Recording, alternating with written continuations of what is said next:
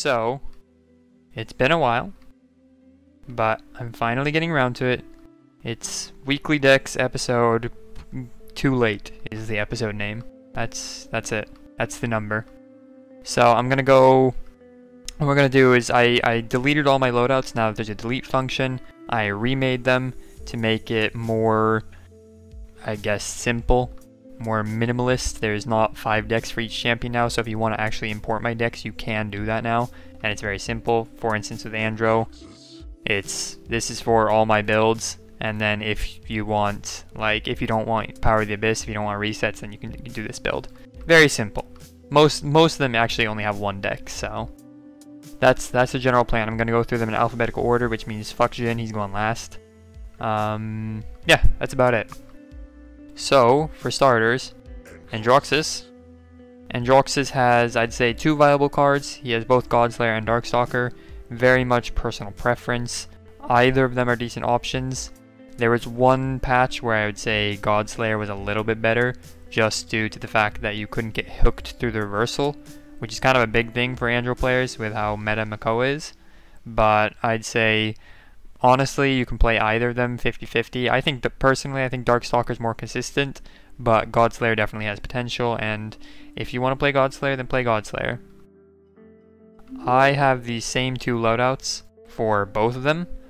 I have, like, Abyss Walker 4, so you get some heals, Power of the Abyss for resets. You only need this at level 3, due to the changes in how the cooldown reduction works with percentages. You only need level 3 now instead of having level 4. So I'd say just get level 3, even for Darkstalker. Darkstalker, Godslayer doesn't matter, just get level 3. Seething Hatred 3, so you get your reversal more often.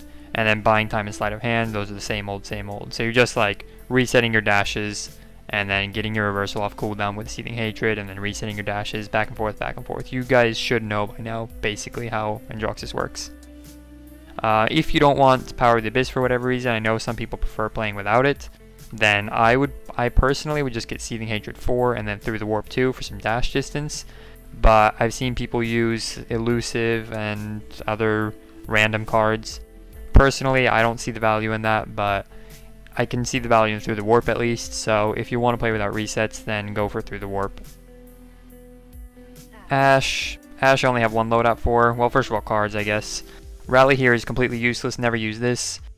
Fortress Breaker, I see no point in using this and wouldn't recommend it. I think Battering Ram is just 100% of the time you should take that. CC immunity and damage reduction on the dash, there's just no reason not to have that, honestly. Like, I cannot think of a valid reason not to have that card right now. So always go with Battering Ram. When you're using Battering Ram, then this is my build. You have Gatecrasher, so you have more dashes. More dashes means more CC immunity, means more damage reduction, means more survivability, basically.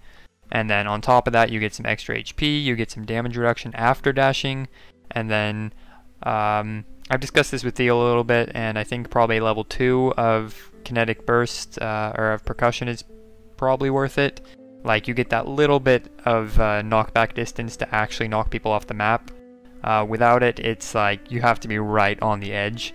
And when you're playing against an Ashe, you know very well now, don't go to the edge. So having the level 2 kind of increases the knockback a bit, so it actually allows you to get some of those cheesy kills sometimes. Barik, as for cards, Architectonics is kind of the only way right now. Fortify and Tinkering, maybe they have some value, but not compared to Architectonics.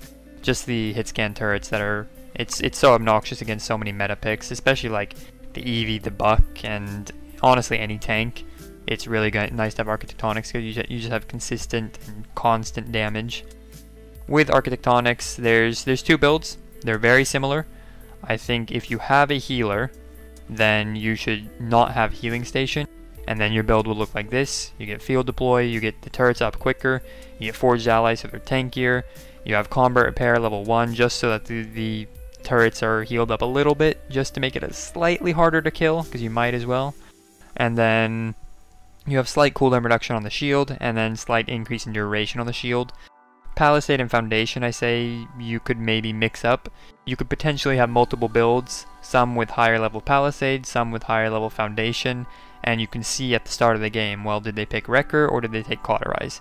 If they didn't take Wrecker, maybe you want to have a bit longer duration on the shield.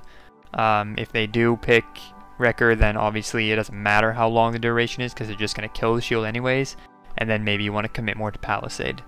So that's the general build, and again, this is with a healer. If you don't have a healer, or if you have multiple tanks and you're not sure if you're going to be able to get healed much, then you can consider getting Healing Station instead. That would be instead of Combat Repair. So I just dropped down one level on Palisade, dropped down 1 level on Foundation, and put them into Healing Station instead. So now suddenly you have turrets that you can actually sustain a little bit off of. So that's only if you don't have a healer, or if you know that you're not going to be getting consistent heals, which generally isn't the case. But sometimes you just won't have a healer in your casual game or your ranked game, and sometimes you'll have so many tanks or so many people that need so much attention from the healers that you might want to just get the heals anyways. Bomb King, still just Accelerant is really the only option. Chain Reaction has some potential. We actually saw it against my own team in the summer premiere against Flashpoint when we played like the quad tank. They pulled out the Chain Reaction, so it's good to potentially have a build for it if you're playing Bomb King and if you're up against many tanks, but Accelerant's going to be like 95 to 99% of the time you're going to be using this. With it, I think it's a similar build to all the other builds. He has like, Bomb King is one of the few champions where it's like he has all these various cards. Like he has like maybe 6 or 7 cards that are all pretty good, and how you mix and match them is entirely up to you. I'd say like Air Blast 2 is probably the only necessity.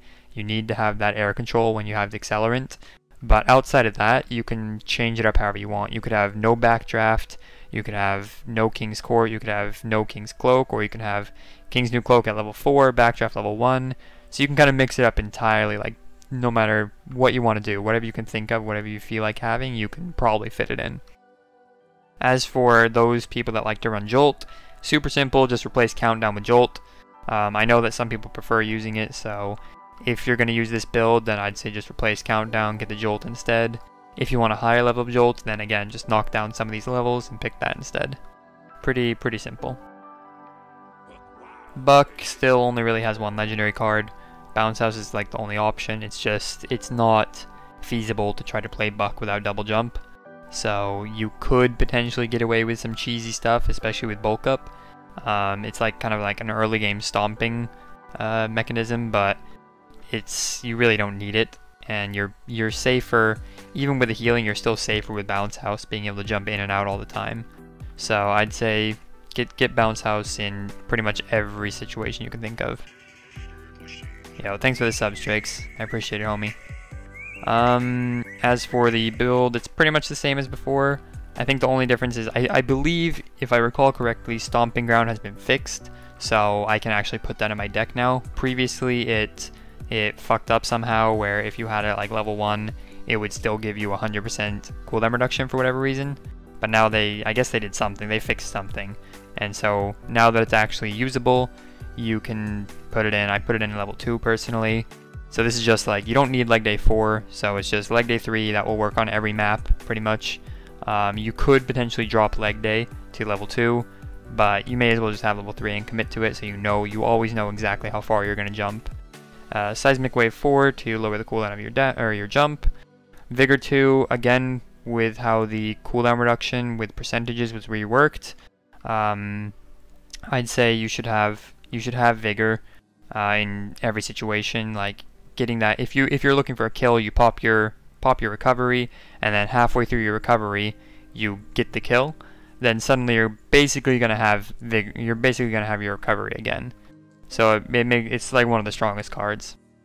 And Stomping Ground, that's gonna stack on top of it, give you even more cooldown reduction, and also works for the jump. So you're resetting your jumps, and if it works anything like how Darkstalker works with your 2 charges, then it potentially could even give you a full jump when you get a kill. So I'd recommend getting both of those, and then Reconstruction is just a level 1 card, you know? Cassie's pretty much the same as she was before. Exaction is kind of the best option. Big Game has some potential, Impulse has no potential. I wouldn't really recommend Big Game in any situation right now. There's just, when the team is tanky enough to justify Big Game, it's kind of hard to pull off the Big Game, because you're either running into shields, you're running into mobility targets like a Ruckus who can just avoid your disengage shot, and if you manage to disengage him, you can just jump up again, which throws you off, and it's just not consistent enough compared to Exaction, which is really consistent. So I'd recommend that. And it's kind of the same two builds it's always been. I have two options set up. This is my go-to build: Incitement 4, Onslaught 3, Somersault 2. You don't necessarily have to have Somersault. You can change that if you want. I prefer having it. I think it's a really good card for a 10-second cooldown.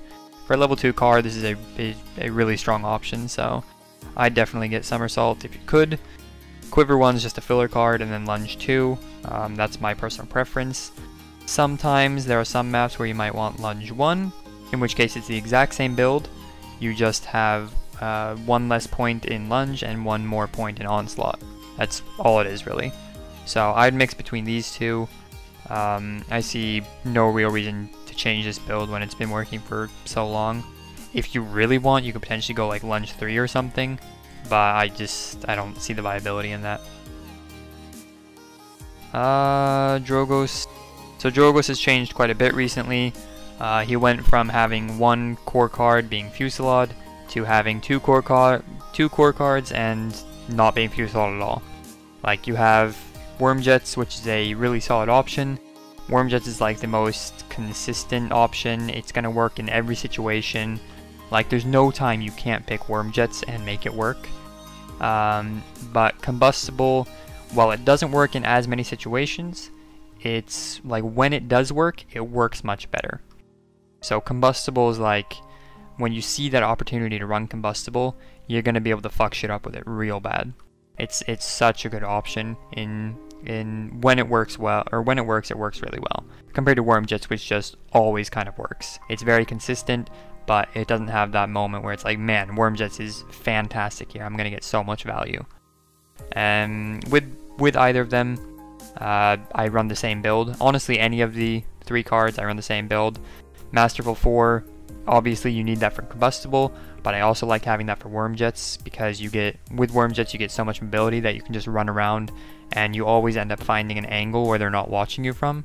And when you get that angle and you throw a Loogie out, then you usually get a lot of value from it. So it works well for both builds. Propel is just kind of standard. Thrill of the Hunt 2, same ordeal as the other cooldown percentage cards, where you're resetting it. The resets you get now with Thrill of the Hunt and all these percentage cards give you more value than they did before, because the cooldown is based on the total cooldown, not the current remaining cooldown. So I'd recommend Thrill of the Hunt 2. Survival 1, I mean, you can, if you want, you could potentially drop Propel to Propel 3, especially if you're running Wormjets where the thrust isn't as important. Then you could drop Propel to level 3 and get Survival level 2. I just like having Survival 1. It's like a desperation measure. Like, it's a 30-second cooldown anyways, so putting a lot of points into it is just meh. It's kind of it feels a bit wasteful. So I usually just have a level 1, and it's my worst case scenario, bail me out of any situation thing. And it won't always work, but sometimes it saves you, and for that it's worth the spot in the deck, I'd say. And then obviously lung capacity is just same old, you kind of have to have it. Evie, so previously I would say Reprieve and Wormhole are on par, you can use either of them, but I don't think that's the case anymore with OB53. I think Wormhole is the better option now, with the increased projectile speed and being like reduced in bonus damage after the blink. I don't see any real reason to pick Reprieve. Like, the whole point of Reprieve is that you go in, you get the bonus damage on the blink, and you 2-shot someone, then you ice block and you get out. That's literally why you picked Reprieve in the past. But you can't do that anymore, you can't 2-shot things anymore. You're doing much more poke from mid-range and then blinking in to finish off a kill, which is much more similar to how Evie used to be played, where it's just you poke, and then once someone's finally low enough, you blink in and you 1-shot them, or you finish them off, and then you blink back out again. So I honestly think that Wormhole's the better option, since you're doing so much fighting from mid-range. You're less likely to be cauterized, which means you're getting more value from Flicker. It just, to me, it seems like the better option right now, and just being able to consistently like relocate and throw them off in those like mid-range fights, it seems like a better option to me. I see no real reason to pick Reprieve right now. I'm not saying that Reprieve can't be good. There's definitely situations where I would potentially still consider going Reprieve, but I don't see any real reason to not pick Wormhole. Wormhole just seems better right now. As for the decks, I have 2 decks, one for Reprieve, one for Wormhole. Wormhole's still the same one. I think Killing Frost is the only real difference here. I used to have Cold-Blooded for Ice Block cooldown, but now Killing Frost is definitely a better option. Again, with the cooldown reduction changes, it's just getting that kill can save your life. You can get your sword off cooldown and run away, which especially helps in Wormhole when you aren't able, if you waste your blink, for instance, and you waste your Wormhole, then you suddenly have a long duration of fighting, and you're gonna need your sword to get out. As for Reprieve, I mean, you can change it up a little bit. There's a couple options. Maybe you don't want to have blink 4 or teleport 3, so you go teleport 4 instead and drop down Cold-Blooded by a second. I think if I were to ever run Reprieve, I would do it on a pretty small map, most likely, in which case I wouldn't really need teleport 4 anyways. Like if I'm on Frog Isle, I don't really need teleport 4 to begin with, so. But it's a little bit of personal preference there. I'd say Cold-Blooded 4, teleport 3, flicker 3, so you have some sustain, and then just Biting Cold and Frigid Field. The Frigid Field isn't that relevant, but I mean, you may as well. It's a level 1 card, so just pop it in there. Fernando really, I don't want to say he only has 1 card, but I still kind of think he only has 1 card. I don't see Scorch as being valuable enough to take over Aegis. Like, it doesn't seem worth it. Like, the damage you're getting from Scorch is so irrelevant because you have no burst that most of that's going to end up being healed up anyways. So I'd say just get Aegis in most situations and have more survivability. Like, you can still go a more quote-unquote Scorch-oriented build, but with Aegis, and I still think that would be better than going Scorch. Like, I don't see the value in it. It's just not enough damage. You're not going to kill anything with Scorch. You're still relying on your teammates, so you may as well get the shield and still rely on your teammates, you know? So with that, there's 2 options. There's a more healing-oriented build. If you want to just be buying more time and playing more safe, then you can get Incinerate 4 for the cooldown reduction on the Scorch, or on the Fireball. Get Last Stand so you heal up a little bit. Hot Pursuit so you have some chase at least. And then just level 1 cards of Heat Transfer and Launch. They're not too relevant. There's also the option for a full chase build. If you don't want to be standing around too much with your shield up, you want to be chasing more. Even when you have Aegis, you still might want to be chasing for the most part and use your shield as a like last ditch effort to get out or to like reset or whatever. So I'd say if you have another tank, then go in and chase more kills. Then you can get, it's pretty much the same build just with running start 3. So you have extra chase potential. You can get movement speed from the Fireball, and you can get movement speed from the dash. So it's very hard to get away from the Fernando, and especially with the range changes to his weapon. Like, he got more range. He got more range on the Flame Lance now, so he can actually chase kills even more. So having the chase build is pretty solid. Like, you can really run people down now, and it's really obnoxious. So this would probably be my go-to build if I were to play Fernando, but I don't.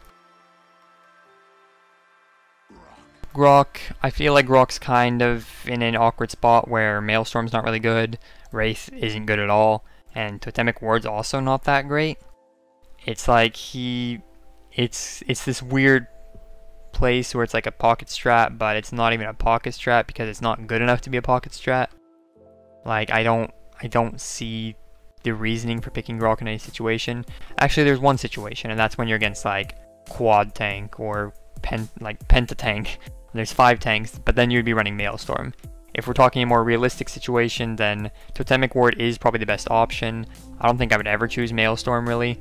I'd much rather just have CC immunity, especially with the current patch with all the new champions that have so much CC.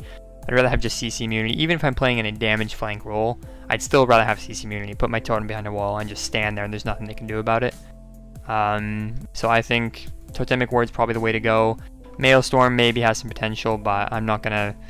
I wouldn't play it myself really, so I'm not going to make a build for it. With the totem build, it's literally a totem build. It's no arc lightning, no nothing. It's just a totem build, and that's how I would play Grohk. So with that, I would have Gale 3, Haunting 3, and then Monolith, Outreach, and Astral Traveler 2. It's like a super mixed build of you just have all this totem stuff, and you have some extra movement speed on your Ghost Walk, so you can always stay safe, you can always get out of combat, you can always run away, you're playing really that Bruiser role of, I'm going to be in your face, if you burn through my totem, I'm going to Ghost Walk, if you Ghost Walk, I'm getting my totem back. So you always have this situation where you can always be fighting someone, even if you're lacking a little bit of damage, you can still just always be standing in the front and like boxing someone out basically.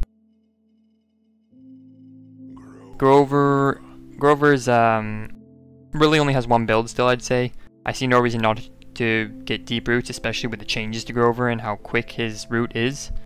Like, his axes are quicker and so is his right click, and with his right click being quicker, you should always get deep roots.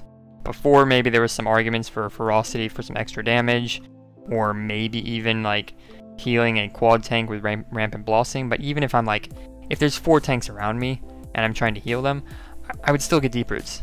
It's like, it's so easy to hit it now, and it's so influential in the game. It's almost like a hook, right? You get a hook, and that's a pick immediately. That's a dead person in a competitive setting at least, and even in a higher end ranked setting.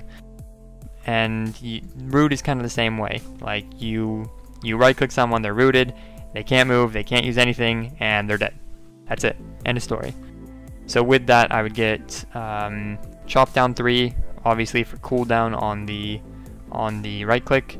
I get Verdant Expanse 3 for a little bit of range on the heal. I think it's very useful to have that. A lot of the time when you're playing Grover, you'll feel like, man, if I was just a little bit closer, I could heal him, or I don't really want to use my heal yet because I'm not sure if I'm in range, and then you end up not healing and then he dies and then you feel really bad. That's what Verdant Expanse is for. So you can make sure that you're always in range of whoever you're trying to heal. Basically anyone that you can see, they're going to be in range, especially on a map like, say, Bright Marsh or Frog Isle. You're always going to be able to heal people. And then I get Adrenaline 4. Again, it's like, Grover actually gets a lot of eliminations because he's always hitting stuff. He's always shooting stuff. He has no ammo, he has nothing like that, so he's always just spamming axes. So you get a lot of eliminations, which means you get more roots, which means you get more heals, which means you get more ult charge, which means you get more everything. So I'd always get this. And he doesn't really have that many great cards anyways. Like, you could maybe get some cooldown reduction on the heal, but you're already getting cooldown reduction on this, so it's a great way to like snowball for your team. If you're doing well and you're hitting everybody, you're going to get eliminations, which means you can keep healing and keep rooting, and it's just like, you're always just spamming stuff. So I'd recommend getting Adrenaline. And then again, I get Vine Grasp and Heavenly Agility, just level 1. It just gives you a little bit more range and a little bit of air control when you're using your vines, so that'd be my recommendation, but you could potentially change these if you don't feel like you need them. Inara still only really has one option, Mother's Grace. You need the extra healing and the CC immunity and everything that comes with it. It's just it's 100% necessary. There's no reason to pick the other options right now. And with that, I like to get the damage reduction on my Warder's Field. It's just like this stack of damage reduction. You're always getting damage reduction. You're always hard to kill, and that's kind of what Inara does. That's really the only thing she does, is that she's hard to kill. She's in your face, and you can't do anything about it. So get Earthen Guard, obviously. You need the cooldown reduction on that as much as possible. Then damage reduction on your F. Get some extra HP, and then it's just random level 1 cards. These you can switch out if you feel like something's better or worse, then go for it. But these are definitely core in my opinion. You definitely want the damage reduction. Kinessa, I've actually been playing a lot with steady aim. I think it's pretty solid. The way I see it is, if you have like an Evie and a Buck like always on you, then I'd probably prefer steady or Eagle Eye for the most part. I want to get that lucky headshot, because if an Evie blinks me and I get a headshot on her, that's a one shot, which means I have no pressure on me anymore. If I just kill her out of the bat with a headshot, with a lucky headshot, then I have no pressure and I can do whatever I want as Kinessa. Especially if you're playing on a bigger map like Frozen or Timber, or even Fish Market. If you get that one early kill because you get that lucky headshot, it can be so influential. But if you don't have a lot of pressure on you to begin with, like let's say that they don't have an Evie or Buck, they just have these they have like Cassie and Sha Lin, these long range pokers, where you're not going to be bursted down and you don't really need to get an early pick, then I'd much rather have steady aim so you get more consistent damage, because that not only helps you kill the carries easier because you're getting more damage, but it also means that you can do more damage to the tanks. So once you eventually get a pick on the Sha Lin, the Cassie or whatever, then you can also do more damage to the tanks, which means you can snowball the fight even faster. With that, I'm still playing my same old build, honestly. I've been running this build for almost a year now, and I see no particular reason to change it. I know some people like using, I know they like using Beam Me Up and other cards that increase your movement speed after teleporting and stuff like that. So it's, I mean, this is just my build. This is what I would always use. So if you want to change something, then hey, change something up, but this is what I'm going to use, and this is what I would recommend to anyone too. This is like the easy, I'm playing Kinessa, I'm going to teleport away and I'm going to heal up. That's the whole ordeal. That's all she does, and this build makes it possible basically. If you're playing against an Evie or Buck, maybe you want Beam Me Up, but I'd rather just have to heal, honestly. Lex still really only has one card option. I really want people to be trying out Heroism because, I mean, realistically speaking, it is a better card. It's more consistent DPS. Like, it's always active because you always have your dash basically. It's like, basically like, if you use it properly, then throughout 60% of the game, you're always going to have higher attack speed. At least 60% of the game, probably even a bit more. So, realistically speaking, it is better DPS, but it's also a lot harder to pull off compared to Death Hastens, and Death Hastens is not that much worse than it. So for now, Death Hastens is just the better option. It's the easier option. It's the more consistent option until you've figured out how to use Heroism really well. So I'd say use Death Hastens for the most part. If you want to experiment with Heroism, then go for it. Like, be my guest. Like, learn it and show people how good it can be. As for loadouts, it's still basically the same. It's 20% movement speed, always, constantly, should always have that. And then some heal on the right click, which is it's not a necessity, especially if you're playing in a more competitive setting where you have a healer. But just like if you go into a casual game or whatever, you're gonna have fortitude in most situations and you're gonna need it. If you don't need fortitude, you could drop it and instead get like lifesteal on your target, or maybe up your keen sight or your justice served. But if you're just going to a casual game, I'd probably recommend getting fortitude anyways. And then just to serve, you get some HP back when you kill your target. Comet slide distance, I mean, this is a bit of a personal preference, I guess. You could go higher, or you could have it like not have it at all. Up to you. And then keen sight's just a level 1 card, just so you have a little bit more vision, a little bit more range on that vision on your target. Maeve is still bad, unfortunately. Honestly, like, none of her cards are that great. Even like Artful Dodger is really not that good. I know that when Sun Commander plays Maeve, I think he uses Rogue's Gambit, so he gets some resets on his dashes. But if you're going to a casual game, you're probably gonna need the healing, the extra 500 healing, unless you're playing super safe. And you don't really want to be playing super safe because you're a flanker and you wanna go in and you wanna fight people. So I'd say go for Artful Dodger. That's what I would do, at least. If I'm going into a casual game, I'm picking that up. And then I have the same old loadout. This is literally the same loadout since I've had since like day 1 of playing Maeve. I see no reason to change it right now. It's just a bunch of healing, some max HP, and some prowl bonus. That's literally all it is. So that's what I would go with, because you're gonna need the healing. So Makoa. So Makoa's in an interesting spot where he has one good card, which is Pluck, but there are still a bunch of people using Half Shell on Leviathan for some reason. I literally do not know why. Like, fucking Elven Path is using Leviathan for whatever reason, and it doesn't work. I'm not sure why he's still using it or still trying it. I know that, I think it was Kamikaze that is using Half Shell, and maybe someone from Flashpoint that's using Half Shell. But, like, legit, I see no reason to use either of these two cards when you have Pluck. Like, the thing that made Half Shell so broken is Barrier Reef. So you don't need Half Shell. You can just do the same thing you can do with Half Shell, but with Barrier Reef. And you don't need Leviathan because you have healers. Especially in a competitive setting, you have healers. Leviathan's not going to help you. 1500 HP means nothing. Like, that literally means nothing if you're playing a Makoa. You're still going to die. If you have 1500, you can have 2000 more HP, and you're still going to die. So I don't see it. I would say get Pluck every single time. You need that damage. That's going to make or break the whole team fight. Because if you get that hook and you don't get bonus damage and that person gets out, that's it. Game over. In a high-end competitive setting, if you don't get the kill on the hook, that's game over. Like, the whole reason you're picking Makoa is so that you can hook someone and kill that person immediately. Yet, you choose not to guarantee that you kill that person instantly by choosing Half Shell or Leviathan. It makes no sense to me, so I'd say always go Pluck. Always, always, always. There's two builds here. There's one that's entirely oriented towards the hook. Well, okay, I shouldn't say entirely. It is a hook build, and it has some benefits with the shield. It's basically just Strong Arm 4, as many hooks as possible, Salvage 2, so you get some ammo every time you hook, and then I like having Ebb and Flow in all my builds. Again, cooldown reduction changes. It's a pretty good card. 30-second cooldown, but that's okay. He doesn't have that many good cards anyways. And then Barrier Reef 3, just so you get some cooldown back when you pop your shield. It's always good to have. If you want to go with a more shield-oriented build, which you can do, regardless of if you're playing Pluck or if you're playing Half Shell, you don't have to be playing Half Shell to go a shield-oriented build. You can still do that with Pluck.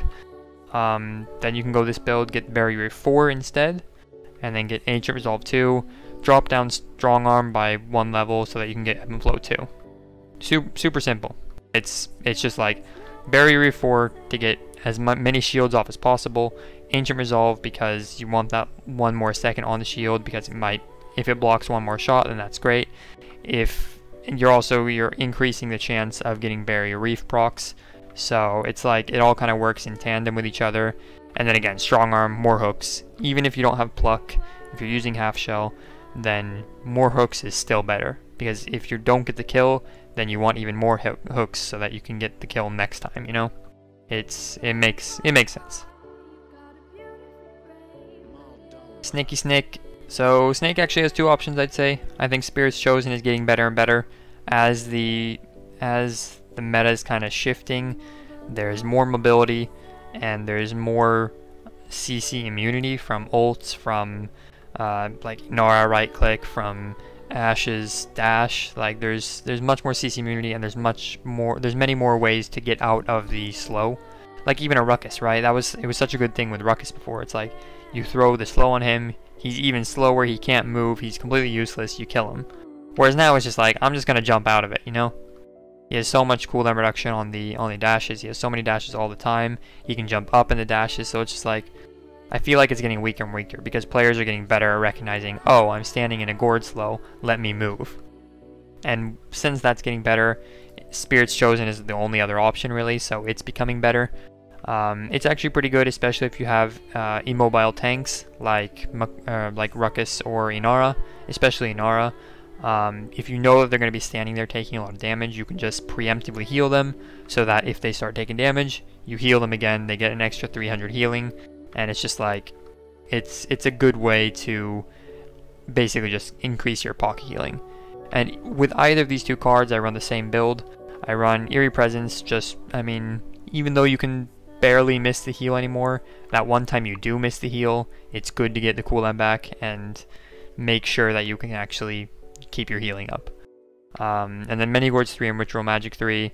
You could use Possession instead of Ritual Magic. I prefer using Ritual Magic because I never, ever use my Gourd on myself.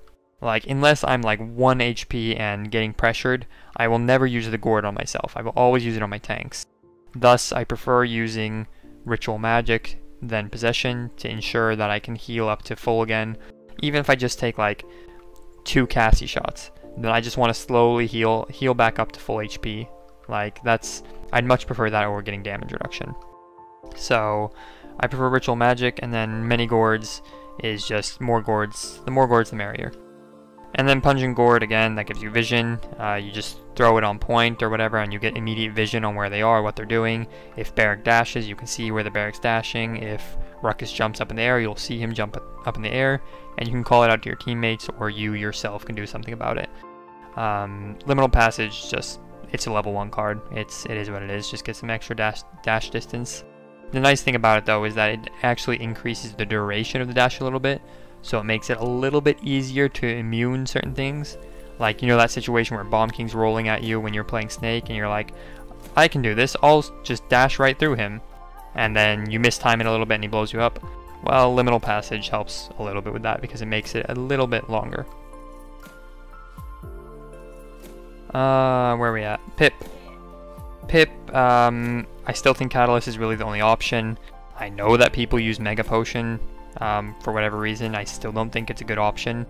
I still think if you use Mega Potion, you're just reinforcing bad habits. Like, you're making your team stack up for heals, which is literally the opposite thing of what you do with any other team comp.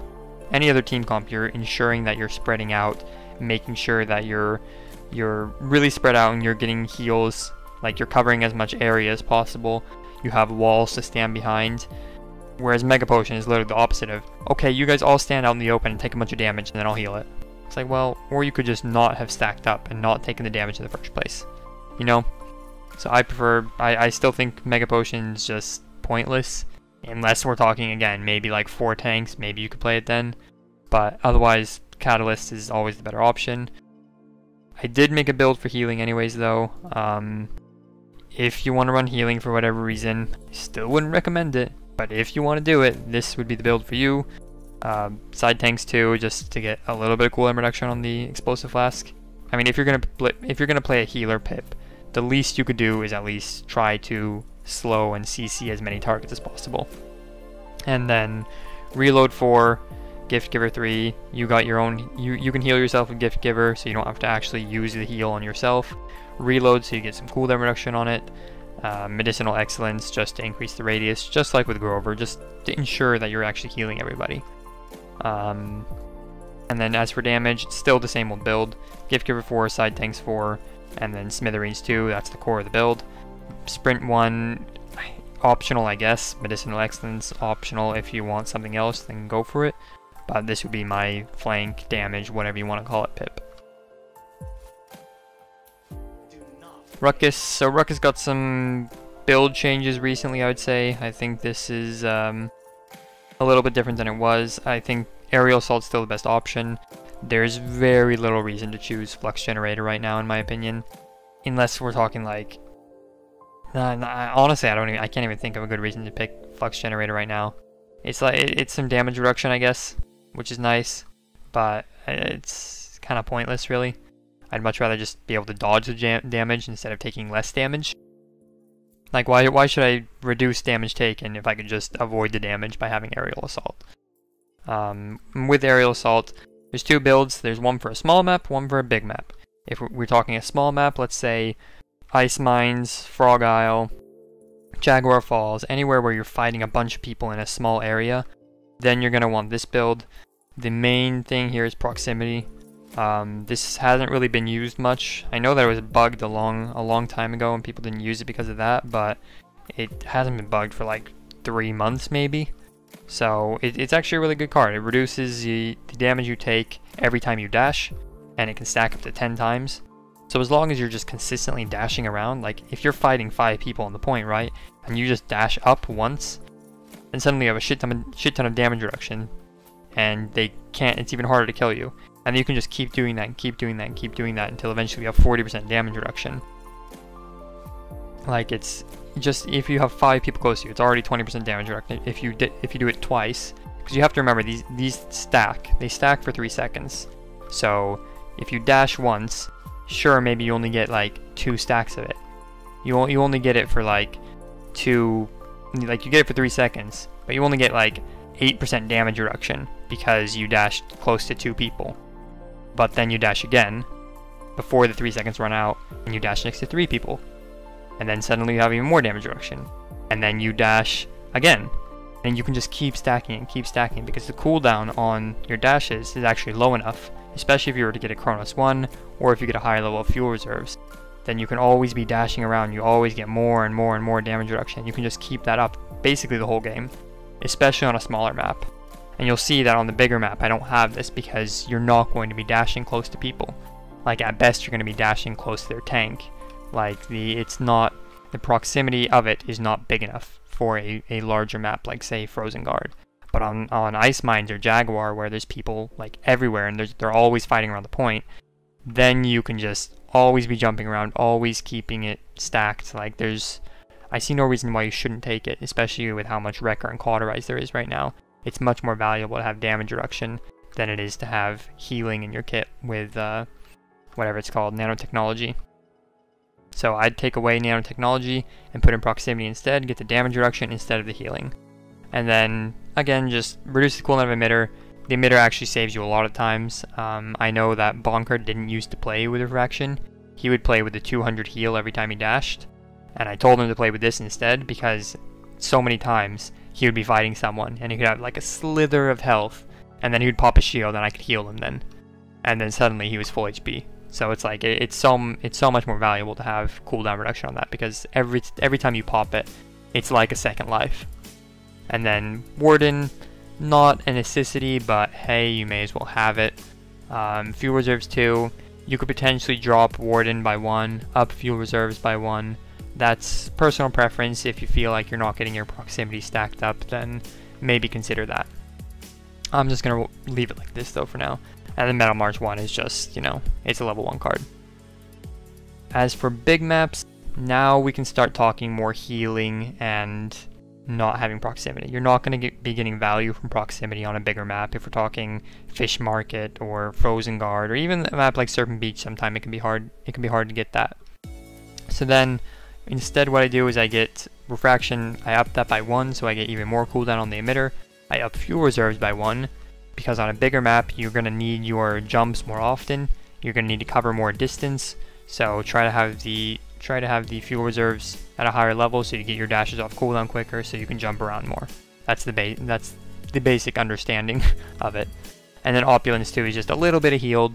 Like sometimes you just need that little tiny bit of heal, and you may as well for a level 2 card. Just you might as well since you don't need proximity anyways. Seris. Seris still only has 1 useful card, and that's Mortal Reach. Don't use any of the other 2. It's just there's no reason to. You're a healer. Play the healer. Loadouts. I actually changed my loadout pretty recently. I didn't used to use Umbral Gate. Thank you. I used to have Blood Pact at a higher level, just so for the same reason as Snake, right? I want to be healing other people. I don't want to have to detonate my Q to try to heal. It's inconsistent compared to just getting a heal from healing someone else. But recently I decided to change my mind a little bit on that, and instead of getting healing, I got movement speed instead. So what I do is I just spam, especially with the new patch by the way, because you have increased projectile speed, so it's easier to hit your shots and easier to get your stacks up. So what I do now is I throw out my balls, my Ebola balls in whatever direction I see them. If I hit one of them, then I have 24% movement speed. That's like a nimble 2.5 for the next like 5 seconds. So I will always have this movement speed. It's incredibly hard not to have this movement speed unless you detonate your Q. So it's like you're always it makes you so much harder to kill for a target that's already incredibly hard to kill. So you have the Veil, so you can get into Shadow Walk quick, and you have the movement speed, and then you have the movement speed in your Shadow Travel as well. It's just like, it's impossible to kill Seris.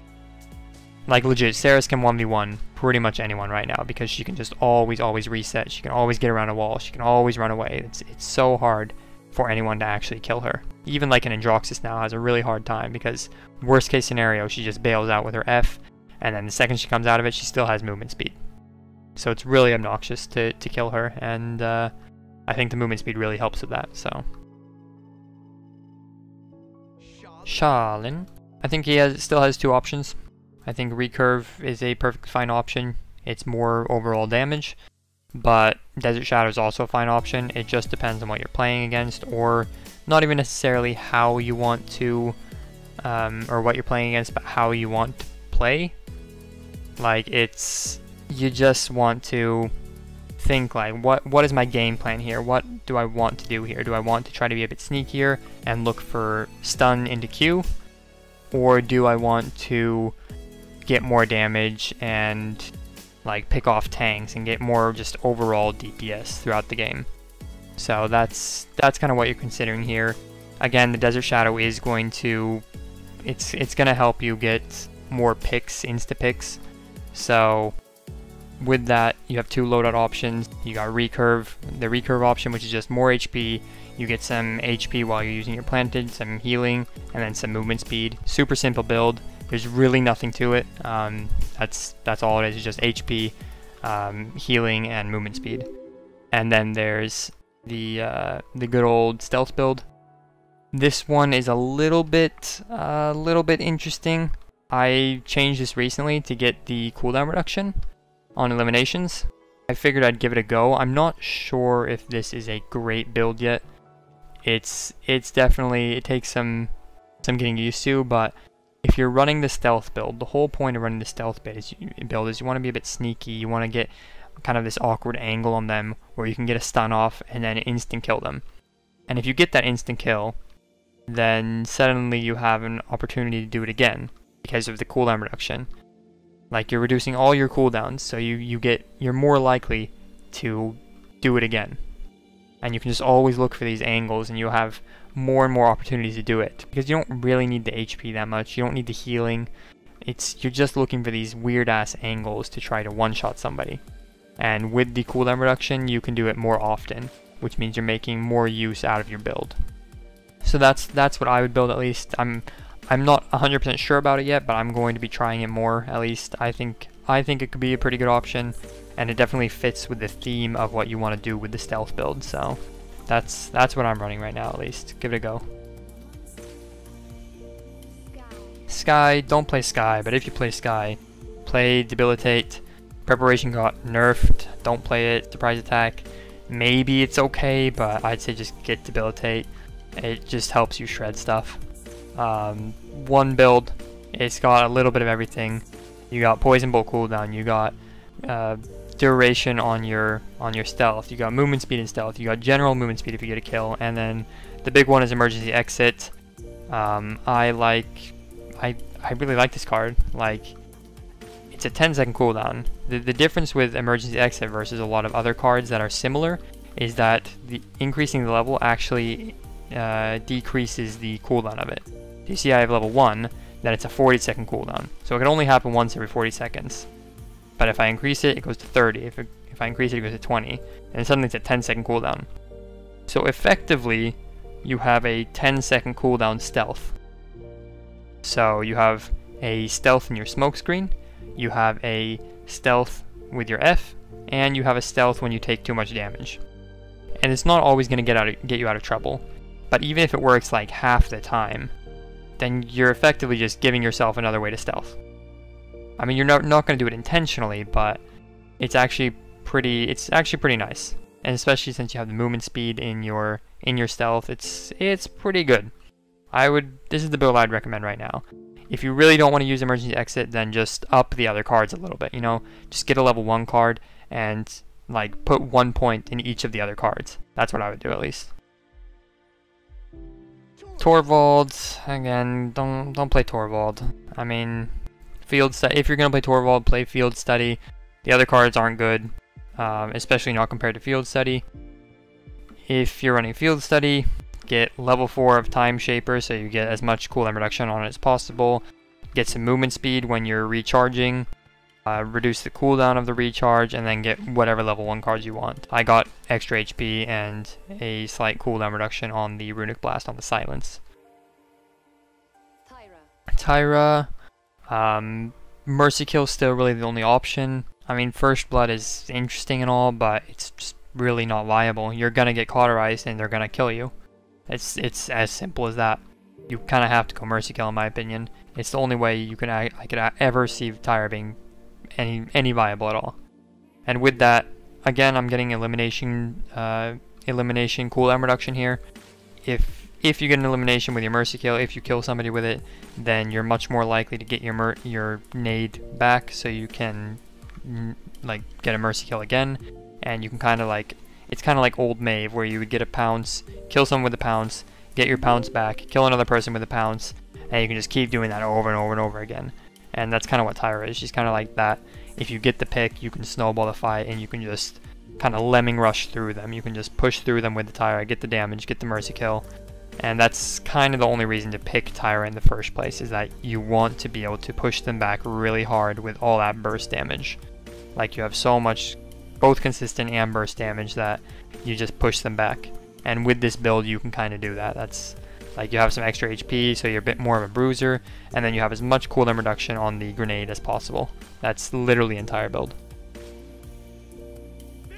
Viktor has still, I'd say, 2 decent options. I think you can use Firefight or Gunnery. It seems like people are starting to favor Firefight a bit, although Viktor doesn't... He's not that meta right now. He's kind of hard to pull off, I'd say. But he definitely seems a little bit safer with Firefight than he once was. So I would choose Firefight in most situations probably. And then Gunnery is just like, if you know that you're not going to be under pressure, then pick up the Gunnery and you can just spam the whole game basically. That's what you get Gunnery for. With it, I actually use the same build for both of them. You don't have to use the same build. You could have separate builds if you want, but I think both of these builds actually fit the kit pretty well. The only argument would be that you don't need firing stance and compensator for Firefight for hipfire Viktor, but even when you're playing hipfire Viktor, you're still going to want to scope in sometimes. Like in those mid to long range fights, you're still going to want to scope in. And if you do that without compensator and firing stance, you're going to be thrown off and it's going to feel really awkward and you're not going to be hitting your shots. So I still have those in my Firefight build. That's why I can use the same for both. And then it's just Grenadier, Flak Jacket, Predator. You get some vision on whoever you're shooting, which is really strong. Even if you grenade someone, you get some vision on them. And then Flak Jacket is, I don't know, it's just some extra HP. And then Grenadier 3, you really don't need Grenadier 4. You're getting the cooldown reduction anyways. It's really not, it's super overkill in my opinion to get Grenadier 4. But hey, if you want to use Grenadier 4, go for it. I'm using Grenadier 3. Willow, I still think she only has one option. I think you have to go Blast Flower.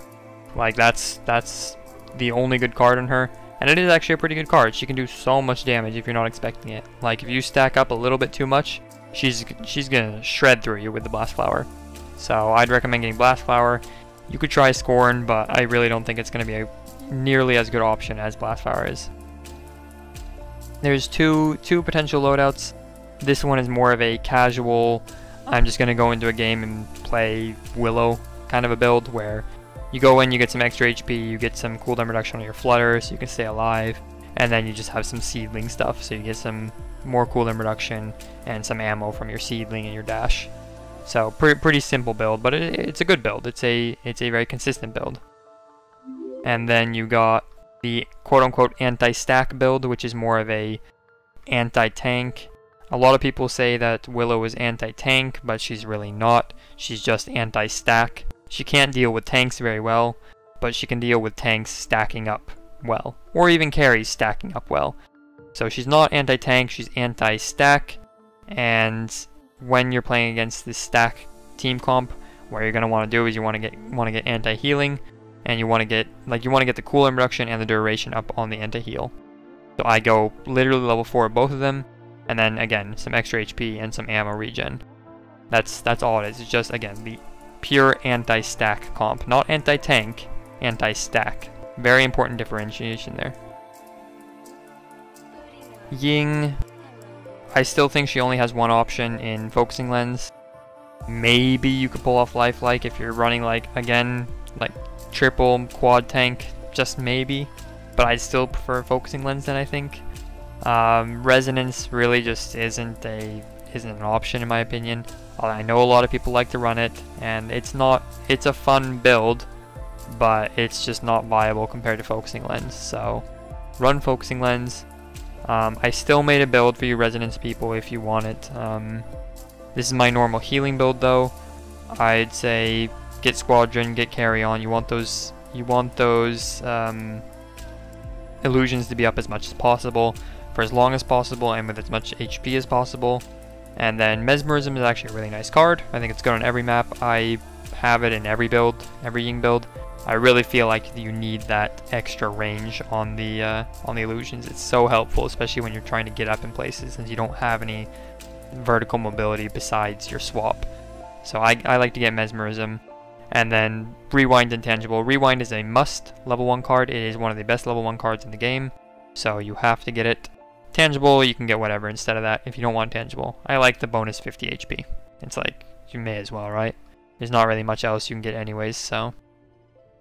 As for the Resonance build, just get Spring Bloom. There's two ways to play it, right? You can either spam Shatter your illusions, or you can put your illusions on point or in a tight area and just let them run into them constantly and try to kill them. So there's two different ways to play it. Either way, you're gonna want Spring Bloom. It's just like, you decide how you want to play it, and the map decides how you want to play it. So you can figure that out yourself. But either way, you're gonna want Spring Bloom. Carry On. Carry On's nice because it allows you to more easily get two illusions up at the same time, which is pretty important actually when you're running the Shatter build. Is that you need that burst damage. One illusion hitting someone is not going to do anything. That's not going to give you a kill. That's not really going to poke them out, so they have to reset. But having two illusions that shatter on one target, that can guarantee a kill, or that can make them have to run away. So you want Carry On so that you can get two illusions up so that you can shatter, or at least they can take damage from both of those illusions. It's actually pretty important. And then Mesmerism 2, again, I still think it's core. Fracture 2, this is more because you lack other options. Like, you can get Tangible maybe, but I mean, you may as well just get Fracture, so when you do shatter your illusions, at least they're more likely to get to their target. We all know that the AI that Ying illusions have is completely useless. They just like run around in circles or they don't move at all. It is absolutely ridiculous, and it's one of the main reasons that Resonance doesn't work. So having a little heal for them when they're trying to run to their target helps them get to their target, because they're less likely to get killed by the time they figure out where the fuck they're going. Last but not least, we got Zhin. I think Smolder and Retaliation are both decent options. I've heard people definitely prefer, most people seem to prefer Smolder, but I personally still feel like I have to play with Retaliation because it feels awkward playing without it. I would want to play with Smolder, but I don't feel comfortable playing without Retaliation. So I play with Retaliation. If you want to play with Smolder, go for it. I made a build for it as well. If you want to play Retaliation, more power to you, I guess. Retaliation, this is my build. I go with heal. Obviously, since you're not getting healed from Smolder, then you're going to need some heal on your counter. It's actually a pretty strong heal. If you just run into their face and they just start going ham on you, you pop your counter and you actually get healed up to full over and over again. I'd say Master Stance increase the counter, which means more healing, more blocking. Personal preference, I guess, but that's what I run. Billow speed is 100% core. You have to be able to reset, and you need that movement speed to reset properly. There's no way around it. You just have to be able to get out of fights with it. So there's no option besides that. And then these, again, just level 1 cards. I think Blade Dance is a pretty good card. Having that extra distance is pretty important, actually. So it's a surprisingly good level 1 card. Would recommend. And then successfully counting or attack will generate 2 ammo. It's like, hey, I mean, you may as well. If you're going the counter build, you may as well get some ammo for when you counter. As for Billow build, it's straight up cooldown reduction when you get a kill. So it allows you to heal up more often and get in and out of fights more quickly. Billow speed again, 100% core. Whirl distance, may as well. And then I just get some max HP and some movement speed when countering. So it's all kind of about like movement speed, getting in and out of fights, constantly like healing up. The second you get low, you bail out of the fight, and then you go in again, and you have the world distance, and that's all this build is. It's just in and out, always, consistently. And it is really obnoxious to deal with, but again, I prefer using retaliation because I feel like Zhin is awkward if you don't have it. So yeah, that's it for the quote-unquote weekly decks. More like bi-monthly decks, but that's about it for OB53.